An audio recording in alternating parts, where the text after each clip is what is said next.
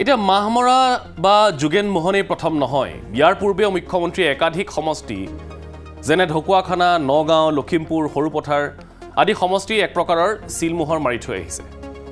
মুখ্যমন্ত্ৰীৰ মতে ঢকুৱাখানাত নৱদলে, নগাঁৱত ৰূপক শৰ্মা, লখিমপুৰত মানৱ ডেকা, সৰুপথাৰত বিশ্বজিৎ ফুকনৰ প্ৰাৰ্থিত্ব নিশ্চিত। গতিকে এইকেইটা সমষ্টিত আন কাৰো আশা নাই। অৱশ্যে পাৰফৰ্মেন্স আৰু অভিজ্ঞতাৰ ভিত্তিত এইকেইজন বিধায়ক বা মন্ত্ৰীৰ টিকট মুখ্যমন্ত্ৰীয়ে নিশ্চিত কৰিছে। কাৰণ প্ৰায় 6 মাহ আগতেই মুখ্যমন্ত্ৰীয়ে প্ৰতিগৰাকী বিধায়কক সমষ্টিত ৰিপৰ্ট কাৰ্ড চাইহে টিকট আশা কৰিব বুলি ঘোষণা কৰি থৈ আহিছে। কিন্তু কেইগৰাকীমান এনেকুৱা বিধায়ক আছে যাৰ প্ৰাৰ্থিত্ব এইবাৰ অনিশ্চয়তাত আছে। কাৰণ যিকোনো হ'ব পাৰে। কাৰোবাৰ সমষ্টি নাইকিয়া হ'ল, কাৰোবাৰ পাৰফৰ্মেন্স বেয়া, আৰু কোনোবা সোমাই পৰিল ৰাজনীতিৰ মেৰপেচত, যাৰ ইংগিত আওপকীয়াকৈ মুখ্যমন্ত্ৰীয়ে ইতিমধ্যেই দি থৈছে। কোন কোন আছে এই অনিশ্চয়তাৰ তালিকাত? প্ৰথম সমষ্টি হৈছে পলাশবাৰী আৰু সমষ্টিৰ বিধায়ক হৈছে বৰ্তমানৰ হেমাংগ ঠাকুৰীয়া। কাৰণসমূহ আমি ইয়াৰ পাছত আলোচনা কৰিম। দ্বিতীয়টো সমষ্টি হৈছে বিজনী, বিধায়ক হৈছে অজয় ৰায়। তৃতীয় সমষ্টি হৈছে ডিগবৈ, বিধায়ক সুৰেণ ফুকন। চতুৰ্থ সমষ্টি তেজপুৰ, বিধায়ক পৃথ্বীৰাজ ৰাভা। পঞ্চম সমষ্টি দেৰগাঁও, বিধায়ক ভৱেন ভৰালী। ষষ্ঠ সমষ্টি চিপাজাৰ, ডক্টৰ পৰমানন্দ ৰাজবংশী। আৰু সপ্তম সমষ্টি হৈছে বিহপুৰীয়া, বিধায়ক ডক্টৰ অমীয় ভূঞা। এই সমষ্টিকেইটাক লৈ কিয় অনিশ্চয়তা হৈছে? সমস্যা সমষ্টিৰ পৰিসৰক লৈ নে বিধায়কৰ পাৰফৰ্মেন্সক লৈ? এই বিষয়সমূহ গুৰুত্ব নিশ্চয় আছে। আমি এই মুহূৰ্তত সংযুক্ত হৈছোঁ আমাৰ জ্যেষ্ঠ সাংবাদিক ৰাজু বৰুৱাৰ সৈতে। ৰাজু, ইতিমধ্যেই যিখন তালিকাৰ কথা আমি উল্লেখ কৰিছোঁ, এই তালিকাখন যদি আমি ভালদৰে পৰ্যবেক্ষণ কৰোঁ, তেতিয়াহ'লে প্ৰথমতে আহিলে মুখ্যমন্ত্ৰীৰ চিলমোহৰ লগা 5টা সমষ্টি। ইতিমধ্যে মুখ্যমন্ত্ৰীয়ে কৈছেই মাহমৰা, ঢকুৱাখানা, নগাঁও, লখিমপুৰ, সৰুপথাৰ। কিন্তু অনিশ্চয়তাত থকা কেইবাটাও সমষ্টিৰ ভিতৰত আমি প্ৰথম 7টা আজি লৈছোঁ, পৰ্যায়ক্ৰমে আমি আৰু আলোচনা কৰিম। প্ৰথম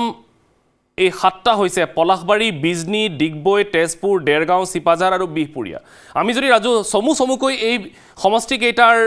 যি খেলিমেলি হৈ আছে বা বিধায়কসকলক লৈ যি অনিশ্চয়তা হৈ আছে, ইয়াৰ কাৰণসমূহ ফঁহিয়াই চাওঁ। আপুনি গ্ৰাউণ্ড জিৰ'লৈ গৈছে, আপুনি কি দেখি আহিলে ৰাজু? আৰম্ভ কৰিছোঁ পলাশবাৰীৰ পৰা। ৰাজু, সমষ্টিটো আপুনি পলাশবাৰী সমষ্টিটোৰ পৰা আমি আৰম্ভ কৰিছোঁ। আৰু পলাশবাৰী বিধানসভা সমষ্টিটো আপুনি যদি চাই তেনেহ'লে 2021 সমষ্টিটোৰ পৰা 2021লৈকে প্ৰণৱ কলিতা আছিলে। প্ৰণৱ কলিতাৰ টিকট কৰ্তন হৈছিল আৰু সমষ্টিটোৰ টিকট লাভ কৰিছিল হেমাংগ ঠাকুৰীয়াই। আৰু হেমাংগ ঠাকুৰীয়াৰ এই 5টা বছৰৰ ভিতৰত যদি মানত চোৱা যায় তেনেহ'লে কেইটামান অভিযোগ তেওঁৰ বিৰুদ্ধে আছে। তাৰ ভিতৰত এটা হৈছে যে আত্মীয়ক ঠিকা দিয়াৰ যিটো অভিযোগ, সেই অভিযোগেৰে বিশেষকে সমষ্টিটোত দীৰ্ঘদিন ধৰি আন এগৰাকী যুৱ নেতা লাগি আছে। তাত সেইগৰাকী হৈছে হিমাংশু শেখৰ বৈশ্য। হিমাংশু শেখৰ বৈশ্যই 2016ৰ পৰা 2016টো তেওঁ টিকটৰ 2016ৰ পৰা 2021লৈকে তেওঁ এই সময়ছোৱাত 21ত তেওঁ টিকট বিচাৰিছিল, তেওঁ টিকট নাপালে। 2021ৰ পৰা পুনৰ হেমাংগ ঠাকুৰীয়া যেতিয়া সেই সমষ্টিটোৰ বিধায়ক হ'ল, পুনৰবাৰ হিমাংশু শেখৰ বৈশ্যই টিকট তাত বিচাৰিলে। এতিয়ালৈকে দুয়োজনৰ মাজত তেনেধৰণেই কাম কাজবোৰ চলি আছে। হিমাংশু শেখৰ বৈশ্যই যদি কোনোবা এটা মন্দিৰত 5,000 টকা দিয়ে, হেমাংগ ঠাকুৰীয়াই তাত 10,000 দিয়ে। ক'ৰবাত যদি হেমাংগ ঠাকুৰীয়াই মন্দিৰ এটাত যদি 10,000 টকা দিয়ে বা নামঘৰ এটাত ক'ৰবাত বা কোনোবা এখন কমিটিক যদি কিবা এটা দিয়ে, তাত গৈ হিমাংশু শেখৰ বৈশ্যইও দিয়ে। অৰ্থাৎ তেওঁলোক দুয়োজনে তাত তেনেধৰণে কৰি আছে। আৰু দুয়োজনৰ মাজৰ যিখন টিকটৰ যুঁজ, সেই টিকটৰ যুঁজখন এক প্ৰকাৰ বাতৰিৰ শিৰোনাম দখল কৰিছে। কোনোবাই ইজনে সিজনৰ বিৰুদ্ধে অভিযোগ উত্থাপন কৰিছে, তেওঁলোকে সংবাদ মাধ্যমত গৈ অভিযোগ দিছে। এই কাৰবাৰবিলাক আচলতে মুখ্যমন্ত্ৰীয়ে ভাল পোৱা নাই বুলি আজি আকৌ এবাৰ কৈছে ৰাজু। একেবাৰে মুখ্যমন্ত্ৰীগৰাকী এই কথাটোক লৈ মুখ্যমন্ত্ৰীগৰাকী কিংকৰ্তব্য বিমূঢ় হ'বলগীয়া হৈছে। বাজপেয়ী ভৱনলৈ অভিযোগ আহিছে, তেনে পৰ্যন্ত ঘটনা পৰ্যন্ত হৈছে। আৰু তাৰপিছতে মুখ্যমন্ত্ৰীগৰাকীয়ে কৈছে, তোমালোক দুজনে যদি তাত কাজিয়া কৰি থাকা তেনেহ'লে তৃতীয় এজনক তাত টিকট দিব লাগিব। এতিয়া তৃতীয়জন তাত কোন হ'ব? আপুনি শেহতীয়াকে দেখিছে যে তাত আয়ুস্মিতা ডেকা, ছত্তীশগড়ৰ ৰাজ্যপাল ৰমেন ডেকাৰ কন্যা আয়ুস্মিতা ডেকা তাত লাগি আছে। তাৰ সমান্তৰালভাৱে সুমন হৰিপ্ৰিয়া, হাজো শুৱালকুছি সমষ্টিটো যিহেতু এছটিৰ বাবে সংৰক্ষিত হৈছে, সুমন হৰিপ্ৰিয়া অৰ্থাৎ বিজয়া চক্ৰৱৰ্তীৰ কন্যা সুমন হৰিপ্ৰিয়াকো তাত প্ৰক্ষেপ কৰাৰ সম্ভাৱনা এটা ইতিমধ্যে প্ৰকট হৈছে। গতিকে ক'ব নোৱাৰি তাত যে হেমাংগ ঠাকুৰীয়াই তাত 2026-ৰ যি নিৰ্বাচন তাত টিকট হেমাংগ ঠাকুৰীয়াই পাবনে নাপায়, হিমাংশু শেখৰ বৈশ্য আৰু হেমাংগ ঠাকুৰীয়াৰ যুঁজখনৰ বাবে তৃতীয় এগৰাকীয়ে তাত টিকট পাব নেকি, তেনেধৰণৰ এক বৰ্তমান সময়ত যদি কোৱা যায় তেনেহ'লে ওলমি আছে। এটা ওলমি থকা সমষ্টি হৈছে এইটো পলাশবাৰী সমষ্টি। ঠিক একেদৰে আমি দ্বিতীয়টো সমষ্টি আপুনি কোৱাৰ ধৰণে যদি বিজনী সমষ্টিটোলৈ যাওঁ তেনেহ'লে বিজনীৰ বিধায়ক যিগৰাকী 2021-ত তেওঁ জয়ী হৈ আহিছিল অজয় ৰায়। অজয় ৰায় এগৰাকী যুৱ নেতা, কিন্তু শেহতীয়াকে বিটিচিৰ যি নিৰ্বাচন হৈছিল সেই বিটিচিৰ নিৰ্বাচনত থুৰিবাৰী সমষ্টিৰ পৰা প্ৰক্ষেপ কৰিছিল বিজেপিয়ে অজয় ৰায়ক, কিন্তু থুৰিবাৰী সমষ্টিত বিজেপিৰ প্ৰক্ষেপিত অৰ্থাৎ বিধায়ক যিগৰাকী বিজনীৰ বিধায়কগৰাকী তেওঁ পৰাজিত হ'ল। আৰু সেই সমষ্টিটোত পৰাজিত হোৱাৰ পিছতেই দুদিনমান পূৰ্বে যেতিয়া সেই সমষ্টিটোলৈ মুখ্যমন্ত্ৰীগৰাকী গৈছিল, তেতিয়া সাংবাদিকে প্ৰশ্ন উত্থাপন কৰিছিল যে তাত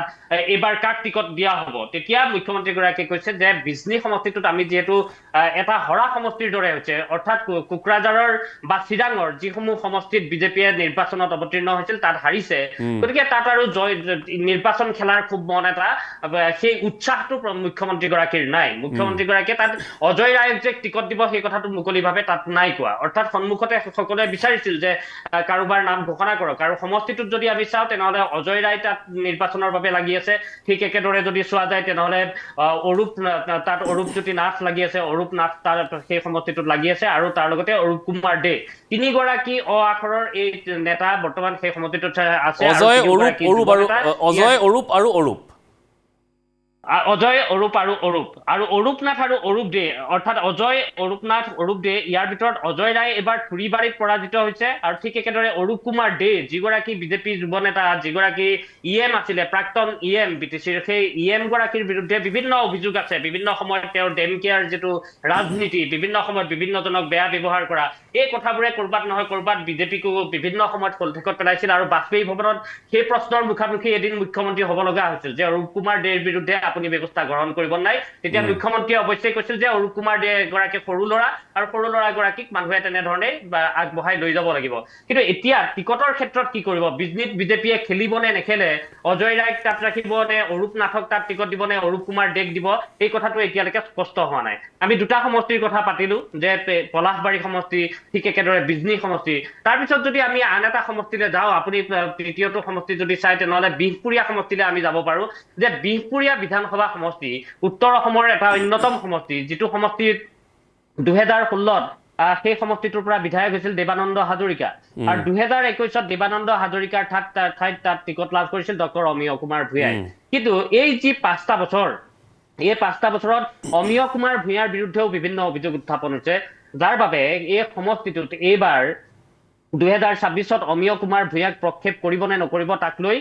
কিছু প্ৰশ্ন উত্থাপন হৈছে। আৰু তাৰ মাজতে যদি চোৱা যায় বহুকেইগৰাকী প্ৰাৰ্থিত্ব প্ৰত্যাশী সমষ্টিটোত ওলাইছে। প্ৰাৰ্থিত্ব প্ৰত্যাশীৰ য'তে ভিৰ দেখে, আপুনি ভিৰ কোন কোন সমষ্টিত বাঢ়িছে আপুনি যদি চাই তেনেহ'লে বিহপুৰীয়া সমষ্টিটোত বিভিন্ন সময়তে যে অমিয় কুমাৰ ভূঞাৰ বিৰুদ্ধে কৰবাত তাত প্ৰতিবাদী কাৰ্যসূচী পৰ্যন্ত হৈছে। গতিকে তেনেধৰণৰ প্ৰতিবাদী কাৰ্যসূচী যেতিয়া দলীয় ব্যক্তিয়ে কৰে, দলীয় কাৰ্যকৰ্তাই কৰে, তেতিয়া সমষ্টিটো এক প্ৰকাৰ জটিলতাৰ মাজলৈ গুচি যায়। গতিকে এই সমষ্টিটোত অমিয় কুমাৰ ভূঞাৰ ক্ষেত্ৰতো এই মুহূৰ্তত গ্ৰীণ ছিগনেল মুখ্যমন্ত্ৰীৰ ফালৰ পৰা নাই, মুখ্যমন্ত্ৰীয়ে দিয়া নাই যে অমিয় কুমাৰ ভূঞাকে 2026-ত তাত প্ৰক্ষেপ কৰিব। কাৰণ সমষ্টিটোত যদি আমি চাওঁ মানুহ, তেনেহ'লে মুখ্যমন্ত্ৰী OSD ৰঞ্জিত ভট্টাচাৰ্য সমষ্টিটোৰ প্ৰাৰ্থিত্ব প্ৰত্যাশী। ঠিক একেদৰে যদি চোৱা যায় তেনেহ'লে হেমন্ত নেওগ যিগৰাকী কংগ্ৰেছৰ পৰা আহিছিলে, তেওঁ ৰকিবুল হুছেইনৰ বিৰুদ্ধে বিভিন্ন অভিযোগ লৈ বিজেপিত যোগদান কৰিছিলে। হেমন্ত কুমাৰ নেওগ তেওঁ আছে, তেওঁ প্ৰাৰ্থিত্ব প্ৰত্যাশী। দেৱানন্দ হাজৰিকা 2021-ত যিগৰাকী টিকট বঞ্চিত হ'ল, সেই দেৱানন্দ হাজৰিকা সমষ্টিটোৰ প্ৰাৰ্থিত্ব প্ৰত্যাশী। ৰাজীৱ বৰুৱা এগৰাকী নেতা আছে, ৰাজীৱ বৰুৱা সেই সমষ্টিটোৰ প্ৰাৰ্থিত্ব প্ৰত্যাশী। ৰশ্মি ৰেখা বৰা এগৰাকী মহিলা প্ৰাৰ্থীগৰাকীও তাৰ প্ৰাৰ্থিত্ব প্ৰত্যাশী। গতিকে বহু কেইগৰাকী প্ৰাৰ্থিত্ব প্ৰত্যাশীৰ ভিৰৰ মাজত সেই সমষ্টিটো আছে আৰু যথেষ্ট চৰ্চা। তাত যদি আপুনি সামাজিক মাধ্যম চাই বিহপুৰীয়া সমষ্টিটোৰ প্ৰতিটো মুহূৰ্ততে বহু লোকে তেনেধৰণৰ প্লেট বনায়, যেনে আমি আমাৰ যেতিয়া আমি টিভি চেনেলসমূহে যেতিয়া আমাৰ সামাজিক মাধ্যমত কিছুমান আমি যেনেধৰণৰ মেইলাৰ দিওঁ, তেনেধৰণৰ কিছুমান মেইলাৰ তাত যিকোনো ব্যক্তিয়ে দি তাত সোধে যে এইবাৰ টিকট কোনে পাব, অমিয় কুমাৰ ভূঞাৰ ঠাইত এইবাৰ কোনে টিকট লাভ কৰিব। গতিকে তেনেধৰণৰ এটা চৰ্চা আছে, আৰু সেই চৰ্চাত মুখ্যমন্ত্ৰীগৰাকীয়ে কাষৰ সমষ্টিটো লখিমপুৰৰ ইতিমধ্যে প্ৰাৰ্থী ঘোষণা কৰি আহিছে, মানৱ ডেকা ঘোষণা কৰিছে, প্ৰাৰ্থী ঘোষণা কৰি আহিছে, নৱদলে ঘোষণা কৰিছে। কিন্তু বিহপুৰীয়া সমষ্টিত এই মুহূৰ্তলৈকে মুখ্যমন্ত্ৰীগৰাকীয়ে প্ৰাৰ্থী কোন হ'ব ঘোষণা কৰা নাই গতিকে এটা জটিলতাৰ মাজত থকা সমষ্টি এইটো এটা সমষ্টি নিশ্চয়। আছে জটিলতাৰ মাজত আছে অমিয় ভূঞাৰ নিশ্চিতি এই মুহূৰ্তলৈকে প্ৰধান মুখ্যমন্ত্ৰীয়ে কৰা নাই তাৰ পাছত আমি যদি ৰাজু আহোঁ তাৰ পাছৰ আমাৰ সমষ্টিটো হৈছে ডিগবৈ সুৰেন ফুকন ক'ত কি খেলি মেলি চাওক তিনিচুকীয়া জিলাখন যদি আমি চাওঁ তেনেহলে তিনিচুকীয়া জিলাখনৰ শদিয়া বিধানসভা সমষ্টি য'ত এগৰাকী মৰাণ বিধায়ক আছে বলিন চেতিয়া আৰু আন এগৰাকী মৰাণ বিধায়ক হ'ল সুৰেন ফুকন এই দুগৰাকী মৰাণ বিধায়ক আছে তাৰপিছত আমি মাৰ্ঘেৰিটা সমষ্টিটোলৈ গ'লে তাত এগৰাকী গোৰ্খা প্ৰাৰ্থী আছে ভাস্কৰ শৰ্মা আৰু তাৰপিছত এটা নতুন সমষ্টি মাকুম সমষ্টি এবাৰ একেবাৰে নতুন হৈছে তাত তিনিচুকীয়া জিলাখনত আৰু আনটো সমষ্টি তিনিচুকীয়া জিলাখনৰ সেইটো হৈছে তিনিচুকীয়া বিধানসভা সমষ্টি গতিকে এই পাঁচটা সমষ্টি থকা যিখন জিলা এই জিলাখনৰ ডিগবৈ সমষ্টিটোক লৈ তেনেধৰণৰ কিছু প্ৰশ্ন উত্থাপন হৈছে আৰু শেহতীয়াকে আপুনি যদি 2021ৰ পৰা আপুনি 2024ৰ লোকসভা নিৰ্বাচন তাৰপিছত সেই লোকসভা নিৰ্বাচনৰ পৰা এতিয়া এই পৰ্যন্তলৈকে চাই মাত্ৰ এই 2 এমাহৰ মাজতহে মাত্ৰ সুৰেন ফুকনক লৈ কোনো ধৰণৰ বিতৰ্ক হোৱা নাই কিন্তু তাৰ আগলৈকে আপুনি সুৰেন ফুকন বিভিন্ন সময়তে বিতৰ্কত থকা দেখা যায় সেয়া লাগে কয়লাৰ গাড়ীৰ ক্ষেত্ৰতে হওক বিভিন্ন সময়ত তেনেধৰণৰ অভিযোগ আছে ফুকনৰ বিৰুদ্ধে কেতিয়াবা ৰাজপথলৈ ওলাই আহে বা তেওঁৰ সতীৰ্থ বিধায়কৰ সৈতে কেতিয়াবা তেওঁৰ সংঘাত হয় তেনেকুৱা ধৰণৰ কিছু বিতৰ্কত তেওঁ সোমাইছে গাঁও পঞ্চায়তৰ ক্ষেত্ৰতো কিছু তেনেধৰণৰ বিধায়ক তেওঁ বিতৰ্কত সোমাই পৰিছিল নিজৰ দলীয় কৰ্মীক বিভিন্ন সময়ত তেওঁক যেতিয়া প্ৰশ্ন কৰা যায় তেতিয়া তেওঁ খুব বেয়াকৈ উত্তৰ দিয়ে অৰ্থাৎ ব্যৱহাৰৰ ক্ষেত্ৰতো সুৰেন ফুকনৰ তেনেধৰণৰ কথা কিছুমান আছে কিন্তু এতিয়ালৈকে সুৰেন ফুকনৰ ক্ষেত্ৰত যে সুৰেন ফুকনে টিকট পাব নাই আজিৰ দিনটোতে মুখ্যমন্ত্ৰীগৰাকীৰ কাষত থাকোঁতেও যেতিয়া কোনোবা সাংবাদিকে সুধিছে যে ডিগবৈ সমষ্টিটোক লৈ কি কৰা হ'ব সেই ক্ষেত্ৰত কিন্তু মুখ্যমন্ত্ৰীগৰাকীয়ে নিশ্চিতি প্ৰদান কৰা নাই অৰ্থাৎ যেনেধৰণে বহু সমষ্টিত মুখ্যমন্ত্ৰীগৰাকীয়ে কৈ দিছে নগাঁৱলৈ আহিছে নগাঁৱত যেতিয়া সুধিছে ৰূপক শৰ্মাৰ নাম ঘোষণা কৰিছে লখিমপুৰলৈ গৈছে মানৱ ডেকাৰ নাম ঘোষণা কৰিছে ঢকুৱাখানালৈ গৈছে নৱদলেৰ নাম ঘোষণা কৰিছে মাহমৰাত আজি যোগেন মোহনৰ নাম ঘোষণা কৰিছে গতিকে মুখ্যমন্ত্ৰীগৰাকীয়ে সৰু পথাৰত বিশ্বজিৎ ফুকনৰ নাম ঘোষণা কৰিছে কিন্তু ডিগবৈত যদিও তেওঁৰ কাষতে বিধায়কগৰাকী আছিল থকা স্বত্তেও কিন্তু মুখ্যমন্ত্ৰীগৰাকীয়ে ডিগবৈৰ সুৰেন ফুকনৰ নাম নললে গতিকে এই ক্ষেত্ৰত অৰ্থাৎ মুখ্যমন্ত্ৰী কৰবাত তাত দ্বিধাবোধ এটা আছে যে টিকট প্ৰদানৰ ক্ষেত্ৰত হয়তো সেই 19-20 কৰবাত হয়তো মানে সমীকৰণটো হয়তো অলপমান বেলেগকৈ মুখ্যমন্ত্ৰীয়ে কৰি আছে মই ৰাজু এইখিনিতে মাজতে এটা কথা সুধিবলৈ বিচাৰিছোঁ যে আজিৰ পৰা প্ৰায় 6 মাহ পূৰ্বে মুখ্যমন্ত্ৰী এটা স্পষ্ট ঘোষণা কৰি থৈ দিছিল যে এইবাৰ সম্পূৰ্ণৰূপে টিকটৰ গোটেই কাৰবাৰটো ৰিপৰ্ট কাৰ্ডৰ ওপৰত হ'ব বিধায়কসকলৰ ৰিপৰ্ট কাৰ্ড সংগ্ৰহ কৰা হ'ব আৰু ৰিপৰ্ট কাৰ্ডত যাৰ ৰিপৰ্ট ভাল তেওঁলোকেহে এবাৰ টিকটৰ বাবে আশা কৰা উচিত আনসকলে কৰা অনুচিত আচলতে তেওঁলোকৰ যদি ৰিপৰ্ট বেয়া তেওঁলোকে টিকট নাপায় মুখ্যমন্ত্ৰীয়ে স্পষ্ট কৰিছিল গতিকে এতিয়া যিখিনি কথা এতিয়া চৰ্চালৈ আহিছে যিকেইগৰাকী বিধায়কৰ টিকট নিশ্চিত হৈছে যিসমূহ সমষ্টি এতিয়া অনিশ্চয়তাত আছে ৰিপৰ্ট কাৰ্ডৰো তাত প্ৰভাৱ আছে নেকি ক'ৰবাত নহয় ক'ৰবাত চমুকৈ ৰাজু যদি আপুনি জনায় চাওক ৰিপৰ্ট কাৰ্ডৰ নিশ্চিতভাৱে থাকিব বিজেপি এই ক্ষেত্ৰত যদি চোৱা যায় বহু কেইটা ছাৰ্ভে কৰিছে মানে যে বিজেপিৰ ছাৰ্ভে আমি জনাত তেওঁলোকে 3 লানি ছাৰ্ভে কৰিছে গৃহমন্ত্ৰী অমিত শ্বাহৰ ছাৰ্ভে থাকে BL সন্তোষ ৰাষ্ট্ৰীয় সাংগঠনিক সাধাৰণ সম্পাদক গৰাকীৰ ছাৰ্ভে থাকে বিজেপিৰ নিজা ছাৰ্ভে থাকে গতিকে পৃথক ছাৰ্ভে কৰে সংঘৰ ফালৰ পৰা এটা ছাৰ্ভে থাকে গতিকে তেনেধৰণৰ বহু কেইটা ছাৰ্ভেৰ অন্ততহে বিজেপিয়ে টিকট প্ৰদান কৰে আৰু কেতিয়াবা অৱশ্যে কেতিয়াবা জাতিগত কথা থাকিব বিভিন্ন জনগোষ্ঠীয় সমীকৰণ থাকিব আটাইতকৈ ডাঙৰ সমীকৰণ উজনি অসমত আপুনি যদি চাই তেনেহলে মই যে কলো ধৰক মৰাণৰ প্ৰতিনিধি থাকিব লাগিব মটকৰ প্ৰতিনিধি গোৰ্খাৰ প্ৰতিনিধি আহোম প্ৰতিনিধি চাহ জনগোষ্ঠীয় প্ৰতিনিধি চুতীয়া কোচ কলিতা সকলোখিনি ইকুৱেশ্যন মিলিব লাগিব গতিকে এই ক্ষেত্ৰত মই কৈছোৱেই যে তিনিচুকীয়া জিলাখনত 5টা বিধানসভা সমষ্টি তাৰে 2টা মৰাণৰ হাতত আছে এগৰাকী হৈছে সুৰেন ফুকন আনগৰাকী বলিন চেতিয়া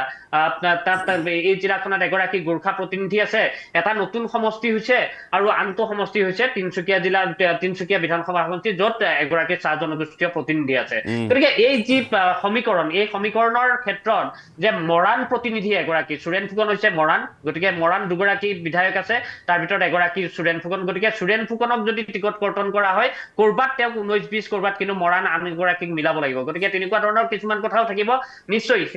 বহু অংক আছে আচলতে বহু অংক আছে আৰু ৰাজু আপুনি কোৱা ধৰণে মাকুম সমষ্টিটো খুব ইণ্টাৰেষ্টিং হৈ আছে কেইবাটাও স্ফেয়াৰত আমি মাকুম সমষ্টিৰ বিষয়ে আছুতীয়াকৈ আলোচনা কৰিম তাৰ আগতে আমাৰ তালিকাৰ পৰৱৰ্তী সমষ্টিটো হৈছে দেৰগাঁও সমষ্টি ভৱেন ভৰালী দেৰগাঁও সমষ্টি আটাইতকৈ ইণ্টাৰেষ্টিং যদি আমি চাওঁ তেনেহ'লে আপুনি যদি বোকাখাতৰ পৰা আপুনি উজনি অসমৰ গোটেই কথাখিনি চাই যে অসম গণ পৰিষদৰ হাতত কি কি সমষ্টি আছিল বোকাখাত আছিলে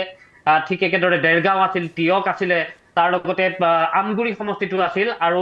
চাবুৱা সমষ্টিটো আছিল গতিকে এই যি 5টা সমষ্টি আছিল তাৰ ভিতৰত কিন্তু এতিয়া যিহেতু আমগুৰি সমষ্টিটো বিলুপ্ত হ'ল গতিকে আমগুৰি অসম গণ পৰিষদৰ হাতৰ পৰা ইতিমধ্যে গৈছেই এটা সমষ্টি তেওঁলোকৰ হ্ৰাস পালে এতিয়া দেৰগাঁও সমষ্টিটো টিয়ক সমষ্টি বিজেপি লাগি আছে ঠিক একেদৰে চাবুৱা লাহোৱালত লাগি আছে চাবুৱা আৰু লাহোৱালক যিহেতু এক কৰা হ'ল গতিকে চাবুৱা লাহোৱালটো বিজেপিয়ে বিচাৰি আছে দেৰগাঁও বিজেপিয়ে বিচাৰি আছে আৰু টিয়কো বিচাৰি আছে এতিয়া এই দেৰগাঁও সমষ্টিটোক লৈ কিন্তু বিভিন্নজনে অসম গণ পৰিষদৰ নেতাৰ ক্ষেত্ৰতো আমি তেওঁলোকক যদি আপুনি সোধে তেনেহ'লে তেওঁলোকৰ ক্ষেত্ৰতো কৰবাত তেওঁলোকে যিটো তেওঁলোকৰ আত্মবিশ্বাস থাকিব লাগে সমষ্টিটোক লৈ সেই আত্মবিশ্বাস কিন্তু অসম গণ পৰিষদৰ হাততো নাই অসম গণ পৰিষদৰ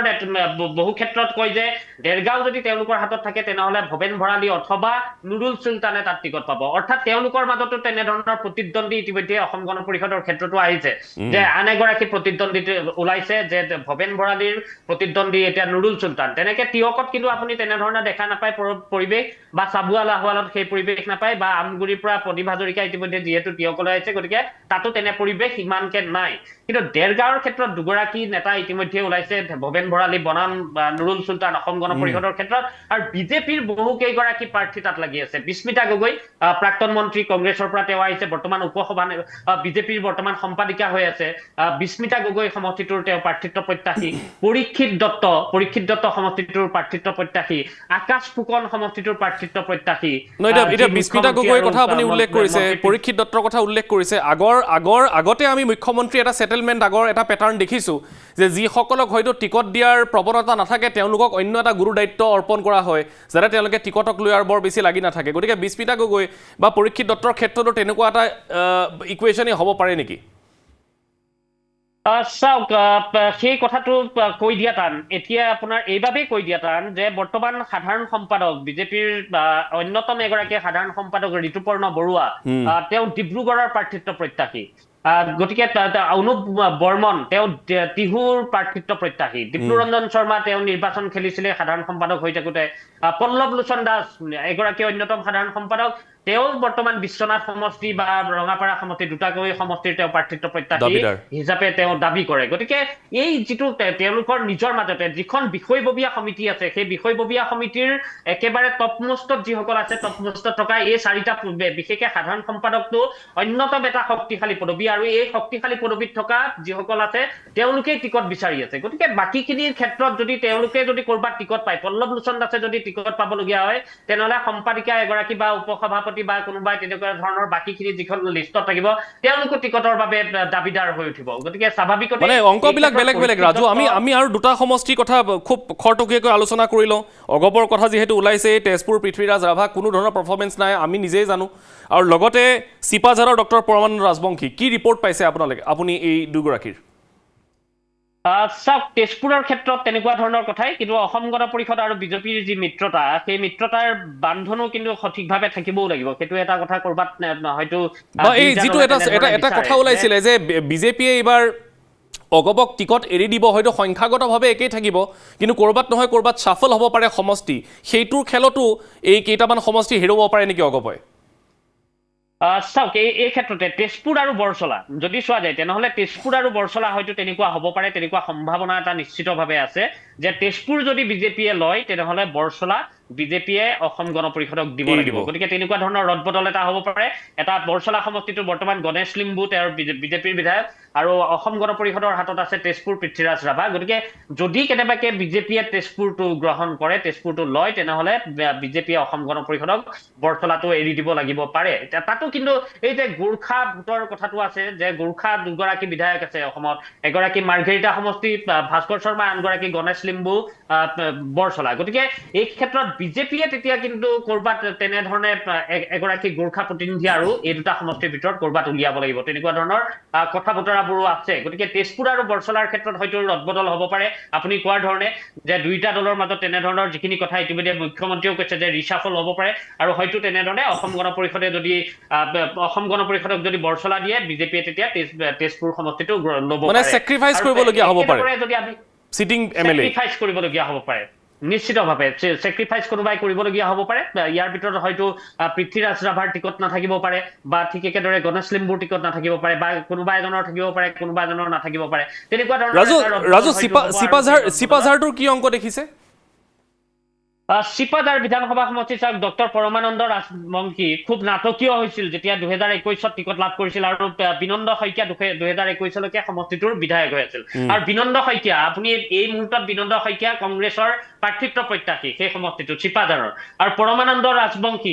এহাতে টিকট লৈছে এহাতে বিজেপিত যোগদান কৰিছে অসম গণ পৰিষদত তেওঁ টিকট লাভ কৰাৰ কথা আছিল কিন্তু অসম গণ পৰিষদৰ ঠাইত তেওঁ বিজেপিয়ে টিকট দিলে আৰু বিজেপিৰ টিকটত তেওঁ নিৰ্বাচিত হৈ এতিয়া 2021 পৰা এতিয়ালৈকে তেওঁ বিধায়ক হৈ আছে কিন্তু পৰমানন্দ ৰাজবংশীৰ ক্ষেত্ৰতো বহুকেইটা তেনেধৰণৰ অভিযোগেই আছে যে বিভিন্ন তেওঁ যেনেধৰণে নেটৱৰ্ক তাত গঢ়িব লাগে বা সম্পত্তিৰ ক্ষেত্ৰত তেওঁ কৰবাত তেনেধৰণৰ অভিযোগ আছে যে তেওঁ নিজৰ সম্পত্তি কৰবাত গঢ়িছে বেলেগ যিখিনি দলগত কাম যিখিনি কৰিব লাগে বা যিখিনি হ'ব লাগিছিল তেনেকুৱাখিনি হোৱা নাই তেনেকুৱা কিছু অভিযোগ পৰমানন্দ ৰাজবংশীৰ ক্ষেত্ৰত আছে গতিকে সেই পৰমানন্দ ৰাজবংশীৰ টিকট কৰ্তন যদি কৰে তাত কি হ'ব তেনেকুৱা ধৰণৰ কথা কিছুমান আছে আৰু তাত অৱশ্যেই প্ৰাৰ্থিত্ব প্ৰত্যাশী সেই সমষ্টিটোতো যথেষ্ট সংখ্যক আছে বিজেপিৰ ফালৰ পৰা ঠিক একেদৰে অসম গণ পৰিষদৰ তাত ডক্টৰ জয়নাথ শৰ্মা তাত প্ৰাৰ্থিত্ব তাত যদি চোৱা যায় তেনেহলে এই যিটো সমষ্টিটোৰ ভিতৰত আমি যদি চাওঁ তেনেহলে তাত বনমালী শৰ্মা তাত এগৰাকী প্ৰাৰ্থিত্ব প্ৰত্যাশী প্ৰণৱ নাৰায়ণ দেৱ তাত প্ৰাৰ্থিত্ব প্ৰত্যাশী হৈ আছে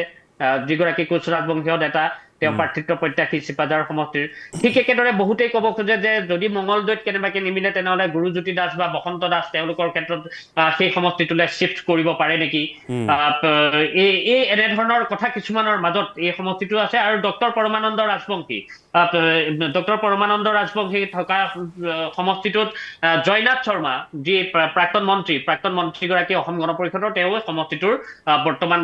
টিকটৰ দাবীদাৰ আৰু তেওঁ কৈ আছে যে সমষ্টিটো এবাৰ অসম গণ পৰিষদক এৰি দিব লাগে গতিকে সেই তেনেকুৱা ধৰণৰ এৰা ধৰাৰ মাজত যদি থাকে তেনেহলে সেই সমষ্টিটো হয়তো জয়নাথ শৰ্মাক দিব বুলি তেনেকুৱা ধৰণৰ এটা চৰ্চা বৰ্তমান এই মুহূৰ্তলৈকে অব্যাহত আছে শেষত মই এটা সমষ্টিৰ কথা আছুতীয়াকৈ অলপমান চুই যাবলৈ বিচাৰিছোঁ সেই সমষ্টিটো হৈছে দুলীয়াজান সমষ্টি কাৰণ দুলীয়াজান সমষ্টিক লৈ কথা বেলেগ আছে টিকটৰ অনিশ্চয়তাত পৰিছে নেকি বিধায়ক তেৰছ গোৱালা মুখ্যমন্ত্ৰীয়ে যদিও স্পষ্টকৈ তেনেকৈ একো কোৱা নাই কিন্তু এটা কথা চাব লাগিব যে তেৰছ গোৱালাৰ অনিশ্চয়তাৰ কথা কিয় আহিছে দুটা কথাৰ কাৰণে প্ৰথম কথা হৈছে মুখ্যমন্ত্ৰী সিদিনাখন স্পষ্টকৈ কৈছে যে এইগৰাকী বিধায়কে আপোনালোকৰ বাবে যথেষ্ট কৰিছে তেখেতক ধন্যবাদ জ্ঞাপন কৰিব লাগে গতিকে সেইটো ইংগিতে আচলতে কি বুজাইছে আৰু দ্বিতীয়তে এগৰাকী যুৱ কৰ্মঠ এগৰাকী নেতা তেওঁ বৰ্তমান সময়ত বিজেপিত যোগদান কৰিছে সেইগৰাকী হৈছে প্ৰাক্তন আছু নেতা শংকৰজ্যোতি বৰুৱা গতিকে এটা চৰ্চা এনেধৰণেও চলিছে যে শংকৰজ্যোতি বৰুৱা দুলীয়াজান সমষ্টিটোৰ পৰা প্ৰাৰ্থী হোৱাৰ পূৰ্ণ সম্ভাৱনা আছে প্ৰথমতে দলটো ঘোষণা হোৱা নাছিল বা দলটো কোনেও গম পোৱা নাছিল এই ধৰণেই চৰ্চা চলি আছিল যে শংকৰজ্যোতি বৰুৱাই প্ৰত্যক্ষ ৰাজনীতিত তেওঁ ভৰি দিব আৰু তাৰ পাছত তেওঁ দুলীয়াজান সমষ্টিৰ পৰা খেলিব তেওঁ ইতিমধ্যেই সেই সমষ্টিটোত তেওঁ যথেষ্ট ঘূৰা ফুৰাও কৰিছে কিন্তু দলটো নিশ্চিত হোৱা নাছিল এতিয়া দলটো যেতিয়া নিশ্চিত হ'ল যে বিজেপি দলৰ পৰাই তেওঁ যোগদান কৰিছে বা বিজেপি দলৰ তেওঁৰ প্ৰতিনিধি তাৰ পাছত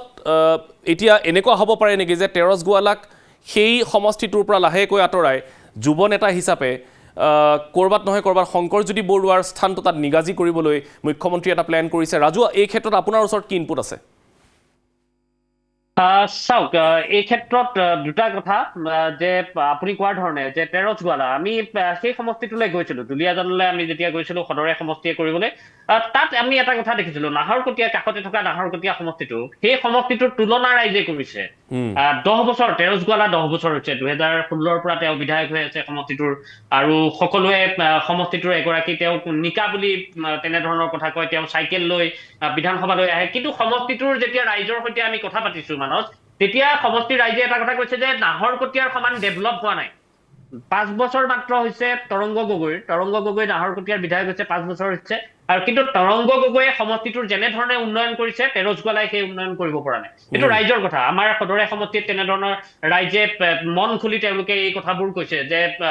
সেই সমষ্টিটোত তেৰছ গোৱালাই যেনে ধৰণৰ দুলীয়াজনৰ উন্নয়ন কৰিব লাগিছিল সেই উন্নয়নত তেৰছ গোৱালা ব্যৰ্থ হৈছে এই কথা ৰাইজৰ আছিল গতিকে স্বাভাৱিকতে মুখ্যমন্ত্ৰীগৰাকীয়ে যিটো কথা কৈ আহিলে যে ধন্যবাদ জনাব লাগে হয়তো তেনেধৰণৰ হ'ব পাৰে বিদায়ৰ কথাও ক'ব পাৰে আৰু এটা যদি কথা কোৱা যায় আমি কিছু সময়ৰ পূৰ্বে তিনিচুকীয়াৰ কথা যেতিয়া আমি কথা পাতিছিলো যে জনগোষ্ঠীয় যিটো কথা জাতিগত কথা এই কথাবোৰত আপুনি যদি চোৱা যায় সেই ইকুৱেশ্যনটোত যে ডিব্ৰুগড় জিলাত একমাত্ৰ চাহ জনগোষ্ঠীয় সমষ্টি হৈছে দুলীয়াজান। এতিয়া কথা হৈছে দুলীয়াজান সমষ্টিটো যদি তেনেধৰণৰ যদি শংকৰজ্যোতি বৰুৱাক দিবলগীয়া হয়, আপুনি ইফালে যোৰহাট আৰু শিৱসাগৰ আৰু চৰাইদেউ মিলাই তাত আপুনি যোৰহাটত বিশেষকে মৰিয়নি তিতাবৰত এইবাৰ কিন্তু পূৰ্বতে তিতাবৰটোত যদি এইবাৰ বিজেপিয়ে যদি ধীৰাজ গোৱালাক দিব লগা হয় তেনেহলে সমষ্টি এটা চাহ জনগোষ্ঠীৰ বাহিল। যদি ধৰি ললো যে মৰিয়নিত ৰূপজ্যোতি কুৰ্মী থাকি গ'ল আৰু তিতাবৰত ধীৰাজ গোৱালাক টিকট দিলে, তেতিয়াহ'লে এই যে চাহ জনগোষ্ঠীৰ এজন যদি তাত কমি গ'ল, দুলীয়াজানত যদি কমি যায়, তেনেহ'লে যোৰহাট সমষ্টিত সেইটো এটা তাত মেকআপ হ'ব। হয়তো বিজেপিয়ে তেনেধৰণৰ কিছু অংক হয়তো বিজেপিয়ে কৰিব পাৰে যে দুলীয়াজানৰ টিকটটো কাটি দি তেৰজ গোৱালাক যদি টিকট কৰ্তন কৰা যায়, তেনেহ'লে তাৰ ঠাইত যদি ধীৰাজ গোৱালাক ইয়াত যদি প্ৰক্ষেপ কৰা যায় তিতাবৰত, তেনেহ'লে যোনটো চাহ জনগোষ্ঠীয় যদি ক'ৰবাত কমিলে নহ'ব। সেইটো এটা ঠিকেই যে তেওঁলোকৰ যিটো হিচাপ আছে, যিমানজন বিধায়ক তেওঁলোকৰ আছে সেই হিচাপটো তেওঁলোকৰ মিলিব লাগিব। আমি ডুমডুমাৰ কথাটো আমি পতা নাছিলো যে অৱশ্যে ডুমডুমা সমষ্টিটো আমাৰ ৰৈ গৈছিল যে ডুমডুমাত ৰূপেশ গোৱালা তাত আছে, আৰু ইফালে তেৰজ গোৱালা, ৰূপেশ গোৱালা,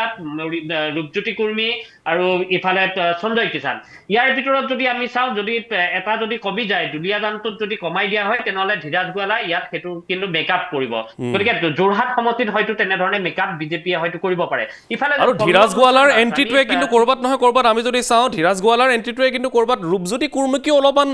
চিন্তাত ৰাখিছে, নৰখা নহয়। একেবাৰে চিন্তাত ৰাখিছে। তেনেকুৱা ধৰণৰ ইজনৰ সিজনক লৈ চিন্তা হৈ যায়। ধীৰাজ গোৱালাই যেতিয়া যোগদান কৰিছে তেতিয়া ৰূপজ্যোতি কুৰ্মীৰ হয়তো চিন্তা হৈছে, শংকৰজ্যোতি বৰুৱাই যেতিয়া যোগদান কৰিলে তেতিয়া তেৰজ গোৱালাৰ নিশ্চিতভাৱে চিন্তা হৈছে, আৰু চিন্তা হোৱাৰে কথা। ৰাজনীতিও তেনেকুৱা, ৰাজনীতিত যদি আপুনি ঠিকেই কাম কৰি থাকিব নোৱাৰে তেনেহ'লে আপোনাক আঁতৰাই হয়তো নতুন কোনোবা আহিব পাৰে। শংকৰজ্যোতি বৰুৱাক আপুনি যদি খুব চাই তেনেহ'লে শংকৰজ্যোতি বৰুৱাৰ যোগদানৰ দিনা মুখ্যমন্ত্ৰীয়ে যদিও কৈছে যে টিকটৰ কথা নাই, আৰু সেই কথাটো ক'বও পাৰে যে সেই সময়ছোৱাত যে শংকৰজ্যোতি বৰুৱাক যোগদান কৰাৰ লগে লগে যদি টিকট দিম বুলি কৈ দিয়ে তেনেহ'লে দুলীয়াজান যোগদানৰ জোৱাৰ উঠিব বিজেপিত তেতিয়া লগে লগে। আৰু এটা কথা যে যিসকলে কাম কৰি আছে দীৰ্ঘদিন ধৰি কোনোবাই টিকটৰ বাবে সেই সমষ্টিটোত লাগি আছে, তেওঁলোকৰ মন ভাগি যাব পাৰে, তেওঁলোকে ইলেকশ্যনৰ আগত কাম নকৰিব পাৰে, সাংগঠনিক দিশত ক'ৰবাত তেওঁলোকৰ হয়তো যিটো চেইন লাগি এডাল চলি আছে সেই চেইনডাল ভংগ হৈ যাব পাৰে। তেনেকুৱা কথা হয়তো সময় সাপেক্ষে মুখ্যমন্ত্ৰীয়েও ক'ব পাৰে যে এতিয়া টিকটৰ কথা চিন্তা কৰা নাই। কিন্তু আপুনি যদি সেই যোগদানৰ সময়ছোৱা চাই, সেয়া ৰাজ্যিক বিজেপিৰ সভাপতি দিলীপ শইকীয়া হওক, সেয়া লাগে আপুনি মন্ত্ৰী জয়ন্ত মল্ল বৰুৱা হওক, সেই সময়ত কেন্দ্ৰীয় ৰাজ্যিক মন্ত্ৰী পবিত্ৰ মাৰ্ঘেৰিটা হওক, আপুনি মঞ্চত থকাৰ পৰা মঞ্চৰ পৰা নামি অহালৈকে, সংবাদ মাধ্যমৰ আগত মন্তব্য দিয়ালৈকে প্ৰত্যেকগৰাকী নেতাৰ মুখতে কিন্তু শংকৰজ্যোতি বৰুৱাৰ প্ৰশংসা আছিল যে শংকৰজ্যোতি বৰুৱা এনেকুৱা এগৰাকী নেতা যিগৰাকী নেতাই বিজেপিৰ সাংগঠনিক দিশটোত যথেষ্ট প্ৰভাৱ পেলাব পাৰিব, সুদূৰ প্ৰসাৰী প্ৰভাৱ পেলাব। যে উজনি বুলি নহয়, দিলীপ শইকীয়াই এটা কথা কৈছে যে উজনিৰ নেতা নহয় শংকৰজ্যোতি বৰুৱা, সমগ্ৰ অসমৰ এগৰাকী জনপ্ৰিয় নেতা। গতিকে শংকৰজ্যোতি বৰুৱাক লৈ তাৰ পৰৱৰ্তী সময়ত মুখ্যমন্ত্ৰীগৰাকীয়ে তেওঁক লগত লৈ ডিব্ৰুগড়ত ঘূৰিছে। গতিকে এই কথাবোৰে ক'ৰবাত নহয় ক'ৰবাত সেই ইংগিতটো ক'ৰবাত বহন কৰিছে। কিন্তু এই কথাটো নিশ্চিতভাৱে থাকিব যে দুলীয়াজানত যদি চাহ জনগোষ্ঠীয় নেতাগৰাকীক টিকট কৰ্তন কৰা হয়, মেকআপটো ক'ত হ'ব? সেইটো হয়তো ধীৰাজ গোৱালাৰ দ্বাৰা মেকআপ হ'ব পাৰে, যে তিতাবৰ সমষ্টিটো বিজেপিয়ে মেকআপ কৰিব পাৰে। তেনেধৰণে মেকআপ কৰি তেওঁলোকৰ এইটো যে যেনেধৰণে চাহ জনগোষ্ঠীয় কিমান দিব, আহোমক কিমানত এইবাৰ টিকট প্ৰদান কৰিব, মৰাণ কিমান দিব, বটক কিমান দিব, সেই হিচাপটো হয়তো তেনেধৰণে বিজেপিয়ে মিলাব পাৰে। গতিকে এয়া ৰাজু আপুনি যি ধৰণে উল্লেখ কৰিছে, গোটেই এটা চেইনত কাম কৰে। এটা সমষ্টিক মিলোৱাৰ লগে লগে সেই সমষ্টিটোৰ সাপেক্ষে আন 3-4টা সমষ্টি আচলতে মিলাবলগীয়া হৈ যায়। গতিকে এটা চেইন যিহেতু কাম কৰে, এই চেইনডাল ব্ৰেক নহ'বলৈ নিশ্চয় মুখ্যমন্ত্ৰীয়ে অতি সঠিক এটা অংক কৰিব, সমীকৰণ কৰিব। আজি আমি মুঠতে 12টা সমষ্টি আৰু যোগ এটা দুলীয়াজান 13টা সমষ্টিৰ বিষয়ে আলোচনা কৰিলোঁ। আমি পৰ্যায়ক্ৰমে আৰু কেইটামান সমষ্টি ল'ম, ইতিমধ্যে আমি উল্লেখ কৰিছোঁ। নতুনকৈ গঠিত সমষ্টিসমূহৰ ক্ষেত্ৰত বিশেষকৈ যদি আমি চাওঁ তেতিয়াহ'লে চিচি বৰগাঁও সমষ্টিটোৰ ক্ষেত্ৰতো এতিয়া বিজেপিয়ে ৰণনীতি প্ৰস্তুত কৰিবলগীয়া হৈ আছে। এইবাৰ কি কৰিব, এইটো অসম গণ পৰিষদলৈ যাবনে বিজেপিয়ে নিজেই ৰাখিব? মাকুম সমষ্টিটোৰ কথা পাতিব লাগিব। সমান্তৰালকৈ এই সমষ্টিসমূহক লৈ কাৰ কি প্লেন, কেনেকুৱা আমাৰ তাত ইনপুট আছে, কাৰ এইবাৰ ভেটি ষ্ট্ৰং হৈ আছে, এই সকলোবোৰ পৰ্যায়ক্ৰমে পাতিম। আজিলৈ আমি এই 12টা সমষ্টি 12+1 13টা সমষ্টিত সামৰিছোঁ, কিন্তু পৰৱৰ্তী সময়ছোৱাত আৰু কিছু আলোচনা কৰিম।